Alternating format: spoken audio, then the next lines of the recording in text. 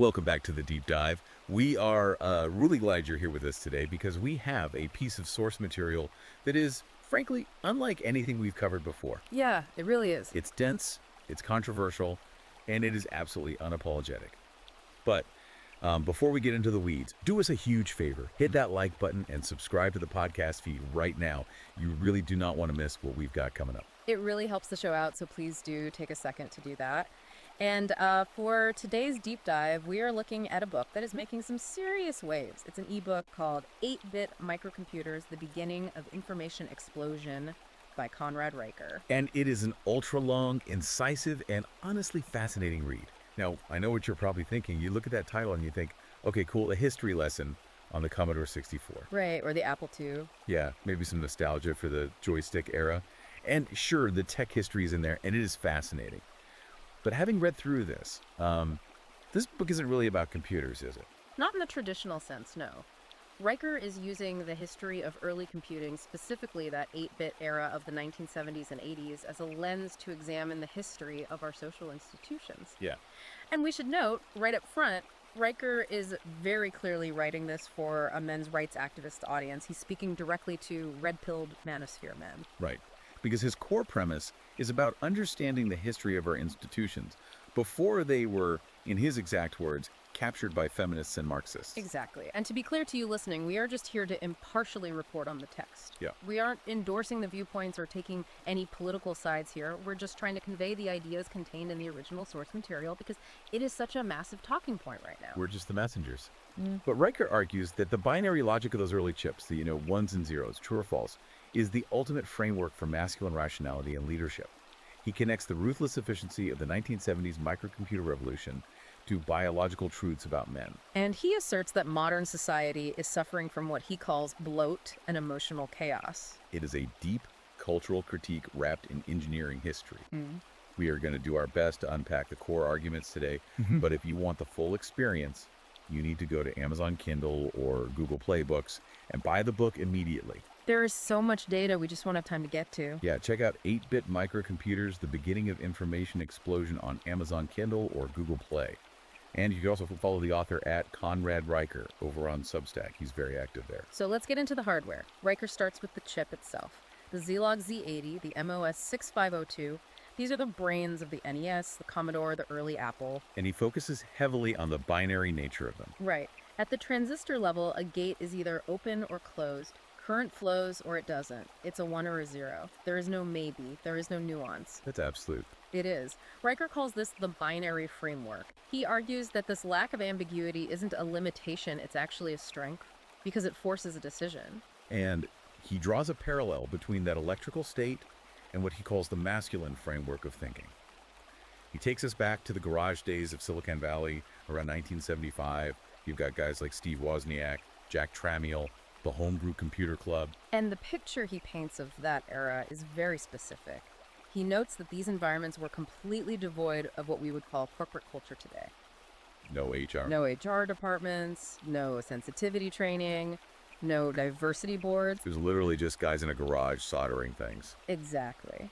And Riker argues that because those safety layers didn't exist, the focus was purely on elegant engineering and raw results. If you built a circuit board, nobody cared how you felt about it, or if the board represented your lived experience. They only cared if it worked. Right. They cared if the logic gates fired correctly. If it worked, you were a god. If it didn't, you were noise. There's this great anecdote in the book about Jack Tramiel, the founder of Commodore. Now, this guy was a tough-as-nails businessman. He's famous for slashing prices to deliberately drive competitors out of business. Riker quotes him saying, "Business is war." It's a stark contrast to today. Riker compares Tramiel's philosophy, which was all about conquest and dominance, with modern CEOs who, in his view, seem to be constantly apologizing for being ambitious. Right. He suggests that the modern corporate leader is terrified of exercising power, whereas the 8-bit pioneers just reveled in it. But he doesn't just leave it as a cultural observation. He tries to ground this in biology, which is where the book shifts into some pretty heavy data regarding testosterone. This is a really crucial part of his argument. He cites studies from Cambridge and Harvard regarding hormonal profiles. The data he presents claims that men produce 15 to 20 times more testosterone than women, which is a known biological fact, sure. We generally know that, yes, but Riker focuses on what that hormone actually does to the brain during stress. He links it to decision-making speed. He does. He argues that this hormonal difference fuels competitive drive and, crucially, faster reaction times. He cites data suggesting men can make decisions up to 200 milliseconds faster during crises. So Riker's argument is that this isn't a bug, it's a feature. It's biological firmware designed for high-stakes environments where hesitation means death. Okay, so you have this biological drive for speed and binary decision-making. But Riker argues that modern society has created a double bind for men. Oh, this concept will definitely resonate with a lot of listeners. The double bind is the trap where society explicitly tells men to be vulnerable, to share their feelings, to be softer, but then implicitly punishes them when they actually do it. It's the open-up trap. Precisely. And Riker pulls some pretty sobering statistics here. He cites divorce statistics and decreased promotion rates for executives who show high levels of emotional volatility. He argues that while the culture says it wants emotional men, the market only rewards stoic men. Right. He points to studies showing that male executives who share personal struggles see their approval ratings nosedive, while their stoic counterparts just get promoted. So his argument is that men are basically being gaslit. They're told to run a new emotional operating system, but their hardware is built for the old binary code. That's a really good way to put it. And that leads right into his second major segment, which is about the virtue of limits. He calls this the precision principle. I loved the tech examples in this section because they really highlight how spoiled we are today. Yeah. He talks about the Voyager probes. These things are running on 2.5 kilobytes of memory. It's nothing. It's literally nothing. A text message on your phone right now is bigger than that, and yet they've been running for 40 plus years in interstellar space. Or the NES fitting the entire Super Mario Brothers game, the physics, the music, the graphics into 40 kilobytes. Riker's point is that constraints breed strength. When you don't have unlimited memory, you have to be ruthless with your code. You have to be efficient. You have to strip away everything that isn't essential. And this is where he brings in the concept of bloat. Right. If you're a programmer listening to this, you know about software bloat. Modern apps are huge and slow because we have so much memory. Developers get lazy. They use abstraction layers. Can you explain abstraction layers for the non-tech listeners real quick? Sure. In the 8-bit days, you wrote code that spoke directly to the metal of the chip. It was hard, but it was incredibly fast. Today, we write code that talks to a framework, which talks to an interpreter, which talks to the operating system, which finally talks to the chip. So there's a middleman for everything. Exactly. Each layer makes it easier for the programmer, but slower for the machine. Riker argues society has done the exact same thing. We've added layers of bureaucracy, safetyism, diversity quotas, and emotional management. So these modern social structures are the abstraction layers. Exactly. And Riker argues they are actively slowing down civilization.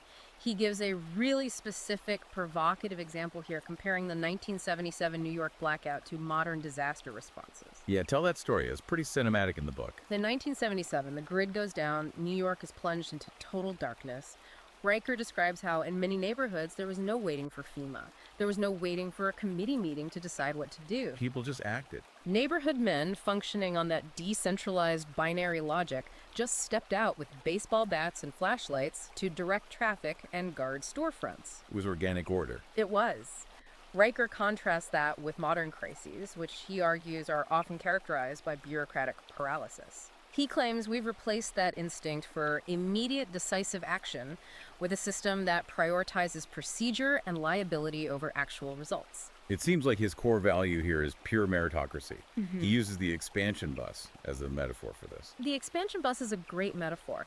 Think about the Apple II or the S100 bus systems. These were open slots right on the motherboard. You could plug anything into them. You didn't need permission. You didn't need a license from Apple. You didn't need to sign a 50-page user agreement. Right. If you soldered the expansion card correctly and it spoke the binary language of the machine, it just worked. The machine didn't judge. The computer didn't care who built it. It didn't care about the identity of the engineer. It was pure meritocracy. And today? Today we have walled gardens.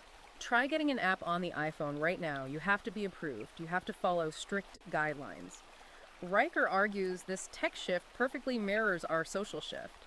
We moved from does it work to does it fit our community standards? He claims this destroys the hacker ethos. Right, that pure judgment based on function alone. He says it replaces it with the protection of feelings. This raises a huge question, though. If this binary logic, this masculine firmware, is so effective, why are we trying to overwrite it?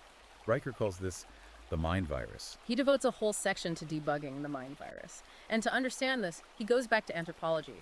He looks at hunter-gatherer societies like the Hadza and the Maasai. This is where he talks about the hardwired roles. Yes, he posits that you cannot patch biological firmware. He cites data points like men navigating terrain 19% better than women in these tribes, or the extreme specialization of risk-taking in hunting versus gathering. So it's evolutionary. His argument is that these aren't just social constructs we can wish away. They are hardwired survival mechanisms developed over hundreds of thousands of years. But modern institutions are trying to wish them away. And Riker argues that attempts to force gender interchangeability in high-stakes environments like the military or fire rescue will inevitably cause system failure. He brings up the Patriot missile failure here to make his point. Wait, the Patriot missile? That was a software bug, right? It was a floating point error, a tiny mathematical drift. The system's internal clock lost a fraction of a second over 100 hours of operation. But because a missile moves so fast, that tiny fraction meant the radar was looking in the wrong place, and it failed to intercept an incoming Scud missile. 28 soldiers died. So how does he connect a math error to society? He uses it as a metaphor for the social error of ignoring biological differences. You might think it's a small thing or rounding error to ignore physical or psychological differences between men and women in peacetime.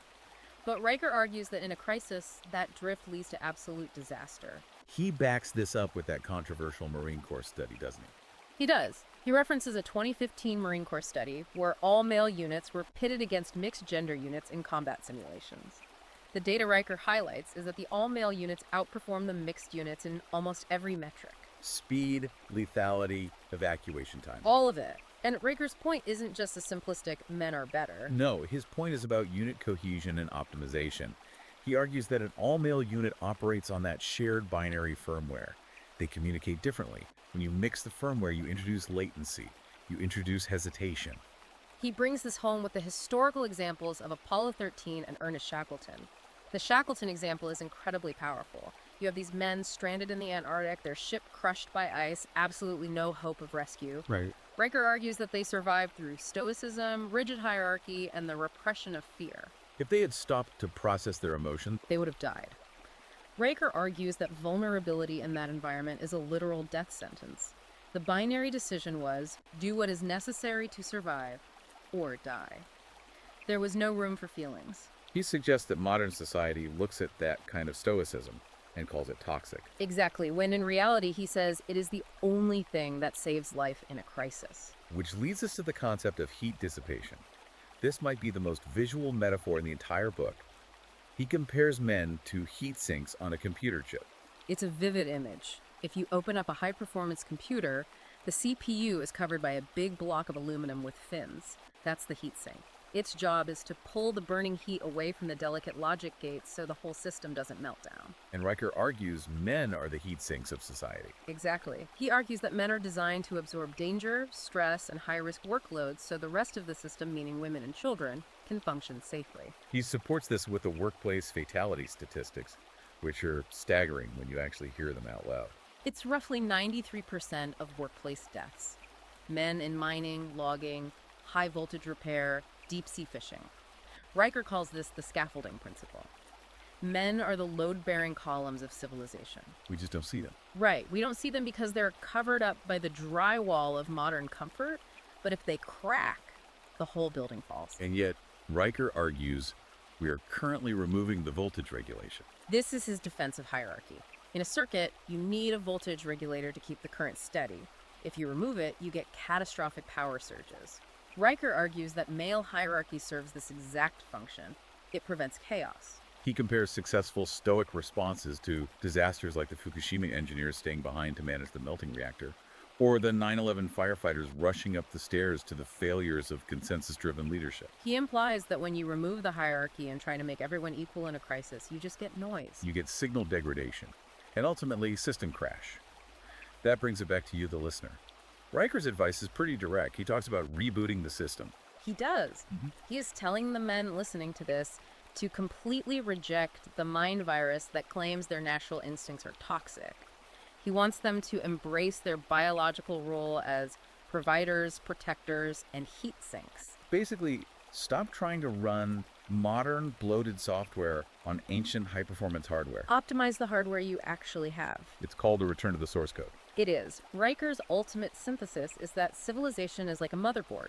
You have different components. You have the central processor, which he equates to masculine logic and competence. You have the capacitors, which are resilience. And if you mess with those, If you remove the processor because you think it's too aggressive or you let the capacitors decay, the system doesn't just slow down, it crashes. it is a stark warning, and honestly, a perspective you rarely hear articulated with this kind of technical precision. Absolutely. And look, we have really only scratched the surface here. The book is packed with historical analysis, charts on the gold standard versus fiat currency as an analogy for truth, data from those studies we mentioned. It is a dense text. That is exactly why you need to go get the book. It's titled 8-Bit Microcomputers, The Beginning of Information Explosion by Conrad Riker. You can find it on Amazon Kindle and Google Play Books right now. If you want to understand the history of our institutions before they were captured, this is the manual. And definitely follow him at Conrad Riker on Substack. He's putting out a lot of insights that build on these chapters, especially regarding the current state of tech culture. And of course, if you enjoy this deep dive, please make sure you like and subscribe to our podcast feed. We are committed to bringing you source material that challenges the status quo. And we really need your support to keep the algorithm happy. We certainly do. So we'll leave you with this provocative thought from the book to mull over on your own. Riker asks a question at the end that really sticks with you. He asks, are you running your life on the clean, efficient code of your ancestors, or are you crashing under the weight of modern bloat? Something to think about. Thanks for listening, and we'll see you on the next deep dive.